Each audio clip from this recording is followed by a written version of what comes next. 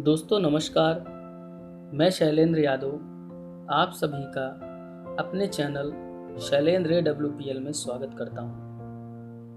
दोस्तों अगर आप हमारे चैनल पर नए हैं तो चैनल को सब्सक्राइब करना ना भूलें और अगर बातें आपको अच्छी लगें तो शेयर और लाइक ज़रूर करें।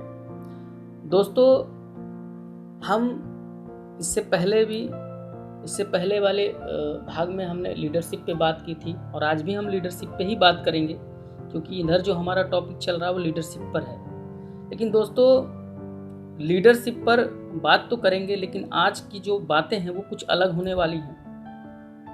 अलग इसलिए होने वाली हैं क्योंकि आज हम भगवान श्री गणेश जी पर बात करेंगे जो संसार के सबसे बड़े प्रबंधन गुरु हैं। अगर हम उनके बारे में बोले तो कहा जाए तो वो सबसे बड़े लीडर हैं, इस संसार के सबसे जबरदस्त लीडर हैं जिनसे बहुत कुछ सीखने को मिलता है।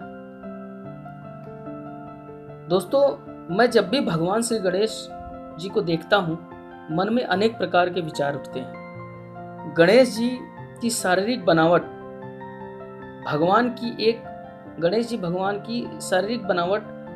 की एक विशिष्ट रचना है।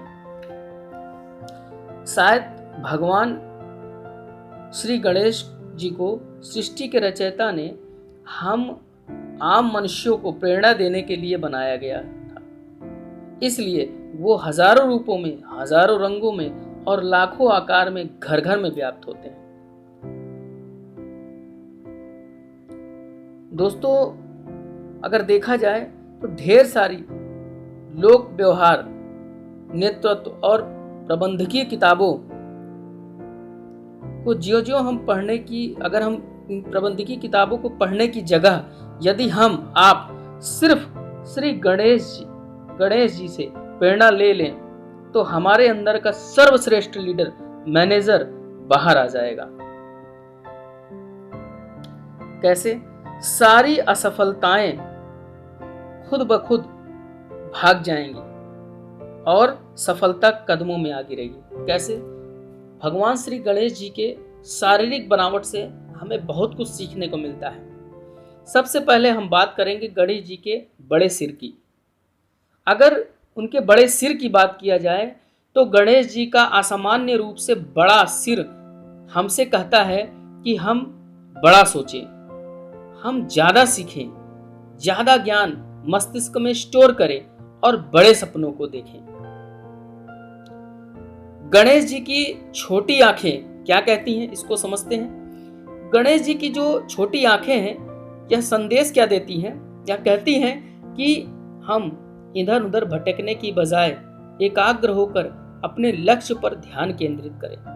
विचलित होने की जरूरत नहीं है, लक्ष्य पर ध्यान केंद्रित करें, सूक्ष्मता से कार्य करें और पैनी नजर रखें जिससे आने वाले संकटों को पहले से भांपा जा सके।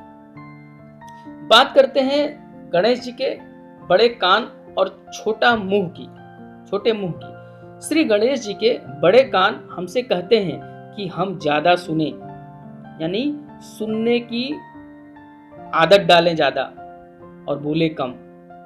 छोटा मुंह संदेश देता है कि कम बोलें। सीधा गणित यह कहता है कि 1 गुना बोले तो 3 गुना सुने।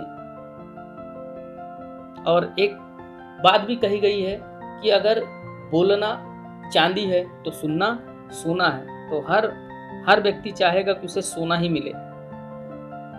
ज्यादा लोग सोने को ही पसंद करते हैं। ज्यादा बोलने वाले लोग अपना प्रभाव शीघ्र खो देते हैं और उनकी बातों को गंभीरता से नहीं लिया जाता है। ज्यादा बोलने से दुश्मन भी ज्यादा बनते हैं क्योंकि हम जब ज्यादा बोलते हैं तो हम ज्यादा बोलते वक्त झूठ भी बोल जाते हैं। कई बातों में कई बातें ऐसी बोल जाते हैं जो हमें नहीं बोलनी चाहिए। आपकी सारी कमजोरियां और रहस्य सामने आ जाते हैं। जो इंसान ज्यादा बोलता है वो अपने सारे रहस्य, सारी कमजोरियां खोल कर रख देता है। उसके विपरीत कम बोलने वाला या मौन रहने वाला व्यक्ति बुद्धिमान कहलाता है। ज्यादा सुनने से आप दूसरों को ज्यादा समझ पाते हैं। दूसरे आपको अपना मित्र समझते हैं और आपकी कद्र करते हैं। लंबी नाक, गणेश जी की लंबी नाक से बहुत कुछ सीखा जा सकता है। क्या सिखाती है गणेश जी की लंबी नाक? श्री गणेश जी की लंबी नाक कहती है कि हम चीजों को सूंघें, गंध को पहचान लें। मैनेजमेंट की भाषा में अगर कहा जाए तो परिस्थिति को पहले ही समझ लें, यानी कि विषम परिस्थिति आने से पहले परिस्थितियों को हम भांप लें। विपत्ति या प्रतिकूल स्थिति में आने से पहले ही सचेत हो जाएं। दूसरों के मनोभाव को या मस्तिष्क को अच्छे और बुरे विचारों को समझ सकें। लंबी नाक यह भी कहती है कि इधर उधर अवसरों को ढूंढें, उन्हें पहचानें और सफलता पाएं। गणेश जी का बड़ा पेट क्या कहता है, आइए इसको समझते हैं। गणेश जी का बड़ा पेट यह कहता है कि अच्छा और बुरा सब कुछ पचा लीजिए। अगर कोई व्यक्ति आपसे कुछ बोलता है, कुछ ऐसी बात बोलता है किसी अदर पर्सन के बारे में, तो उस बात को पचा लीजिए। किसी दूसरे व्यक्ति से कहने की जरूरत नहीं है। असफलता हो तो ज्यादा गमगीन ना हो। अगर आप असफल हो तो बहुत गमगीन होने की जरूरत नहीं, बहुत ज्यादा परेशान होने की जरूरत नहीं है, ज्यादा डिस्टर्ब होने की जरूरत नहीं है। अपनी बातें, अपनी योजनाएं, रहस्य अपने ही अंदर रखें। बड़ा पेट यही कहता है, पचाने की शक्ति रखें अपने अंदर, बातों को सहन करने की शक्ति रखें अपने अंदर। हम दैनिक जीवन में सब कुछ विपरीत करते हैं। कैसे?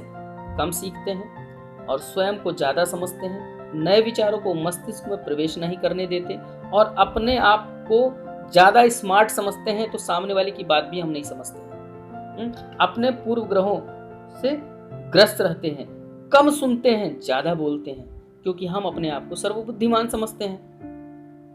ये मनुष्य की प्रवृत्ति होती है।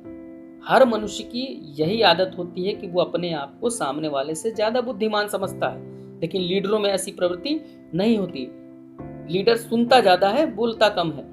इससे संबंध बिगड़ते हैं, महत्व कम मिलता है और दूसरों को समझने का अवसर ही नहीं मिल पाता। हम एकाग्रचित्त नहीं होते हैं। एक काम में ध्यान लगाने की बजाय मन इधर उधर भटकता रहता है। अस्थिरता की वजह से हर ओर नुकसान होता है। हमारे पास होता कम है, हम दिखाते जाता है, दिखावा ज्यादा करते हैं। काम पूर्ण होने के पूर्व ही ढिंढोरा पीट देते हैं। पहले से हम कोई काम हमारा बना नहीं, उससे पहले ही हमने उसे बताना शुरू कर दिया। ये सबसे बड़ी कमी होती है। ये हमें सीखना है गणेश जी के बड़े पेट से। विचारों को, उत्तेजना को, क्रोध को, नाराजगी को पचा नहीं पाते हैं। क्रोध आ गया किसी बात पर, तुरंत हमने सामने वाले व्यक्ति से जो मुंह में आया बोल दिया। कोई बात अगर हमें पता चली है तो हम एक्साइटेड होकर उस बात को किसी अदर पर्सन से बता बैठते हैं, जिससे बने बनाए काम बिगड़ जाते हैं। बड़ा पेट कहता है कि सब कुछ पचा जाओ। किताबें पढ़कर प्रेरित होने का समय ना हो तो एक सफल लीडर, मैनेजर या व्यक्ति बनने के लिए गणेश जी से प्रेरणा लेकर हम सब सफलता के शिखर पर पहुंच सकते हैं।